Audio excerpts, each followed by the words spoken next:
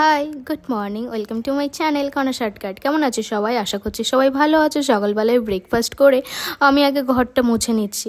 চলো এবারে দুপুরে রান্না বান্না করব। আজকে দুপুরে যা গরম পড়েছে ওই জন্য মনে হচ্ছে না বেশি কিছু রান্না করে খাই বা একটু তেল মশলা জিনিস খাই। ওই জন্য একেবারে এই যে ডাল করেছি আর ভাত হয়ে গেছে, পটল ভাজাটা কড়াইতে হচ্ছে, আর করব আলু ভাজা। এটা দিয়ে আজকে দুপুরে দারুণ করেই লাঞ্চ করব, হালকা ফুলকা।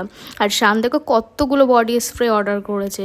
আর জানো বিকালে একটু ঘর থেকে বেরিয়েছি, সবে বাথরুমে গেছি, বাথরুম থেকে বেরিয়ে দেখো আমার মুখের অবস্থা পুরো মনে হচ্ছে যেন জল ঝাপটা দিয়েছে মুখে, কিন্তু কিছুই না, সবই খাম। আজকে সন্ধ্যাবেলায় একটু বাইরের খাবার খেতে ইচ্ছে করছিল, কিন্তু তেলে ভাজা খাবার একদম খেতে ইচ্ছে করছিল না। তাই ভাবলাম আজকে সাউথ ইন্ডিয়ান খাবার খাওয়া যাক। এই যে ইডলি, ধোসা, সাম্বার, উত্তাপ্পাম, সঙ্গে ছিল দই বড়া।